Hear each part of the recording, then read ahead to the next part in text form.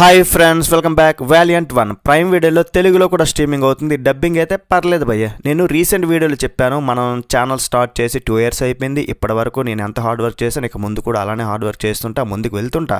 మన వీడియోస్ చూస్తూ కామెంట్ చేస్తున్న ప్రతి ఒక్కరికి థ్యాంక్ యూ వెరీ మచ్ భయ్య. అండ్ ముందుగా వీడియోకి ఒక లైక్ వేసుకుని ఛానల్ సబ్స్క్రైబ్ చేసుకుంటే మనం రివ్యూలోకి వెళ్ళిపోదాం. చేసుకున్నారుగా, వెళ్ళిపోదాం అంతే.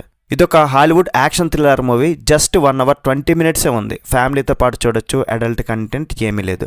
బేసిక్గా ప్లాట్ ఏంటంటే, ఒక యుఎస్ మిలిటరీతో వెళ్తున్న ఒక హెలికాప్టర్ భయ్య, దానికి ఏదో ప్రాబ్లం వచ్చింది. నార్త్ కొరియా సైడ్ అది క్రాష్ అయిపోయింది అనమాట. అక్కడ మిగిలిన యుఎస్ ఆర్మీ వాళ్ళు బతకడం కోసం పోరాటం చేయాలి. మరి లాస్ట్కి వాళ్ళందరూ సర్వే అవుతారా లేదా అనేదే మూవీలో చూస్తారు.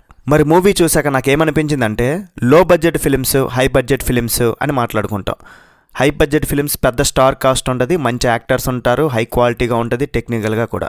బట్ ఈ లో బడ్జెట్ ఫిలిమ్స్కి రివ్యూ ఇవ్వాలంటే చాలా కష్టమైపోతుంది. ఎందుకంటే తెలియని డైరెక్టర్ ఉంటారు, ఎక్స్పీరియన్స్ ఉండదు. అండ్ యాక్టర్స్ని కూడా కొత్త వాళ్ళని పెడతారు, వాళ్ళకి కూడా యాక్టింగ్ ఎక్స్పీరియన్స్ ఉండదు. టెక్నికల్ వాల్యూస్ కూడా అంతంత మాత్రంగా యావరేజ్గా ఉంటాయి.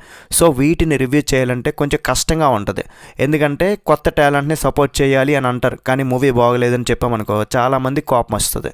నేనేమంటున్నానంటే, హై బడ్జెట్ అయినా లో బడ్జెట్ అయినా సరే ఎఫర్ట్స్ ఉంటే డెఫినెట్లీ ఎంకరేజ్ చేయాలి. లో బడ్జెట్ ఫిల్మ్స్లో మ్యాటర్ లేకపోతే బాగుంది కదా అని ఎలా చెప్పాలి? ఈ మూవీలో మాత్రం చెప్పుకోవడానికి పెద్దగా ఏమీ లేదు భయ్య. నాకైతే ఒక బిలో యావరేజ్ ఫిలిం ఇది. ఈ మూవీని స్కిప్ చేసినా ఫరక్ పడదు. సెకండ్ హాఫ్లో ఒక 2 scenesలో గన్ ఫైరింగ్స్ తప్ప మూవీలో యాక్షన్ ఏమీ లేదు. హాలీవుడ్ షార్ట్ ఫిల్మ్ చూస్తున్న ఫీలింగ్ వచ్చింది నాకైతే. ఇంట్రెస్టింగ్గా కానీ, గ్రిప్పింగ్గా కానీ, అసలు వాళ్ళు సర్వైవ్ అయ్యే విధానం కానీ చాలా సింపుల్గా ఉంటుంది. స్లోగా చప్పగా సాగుతుంది. ఆ డైలాగ్స్, మాట్లాడే విధానం, ఆ సిచ్యువేషన్లో సింపుల్గా మాట్లాడుకోవడం అంతగా నాకైతే నచ్చలేదు. ఒక టెన్షన్ ఉండదు, ఏమి ఉండదు. మూవీలో ఫోటోగ్రఫీ మాత్రం హైలైట్ ఉంది.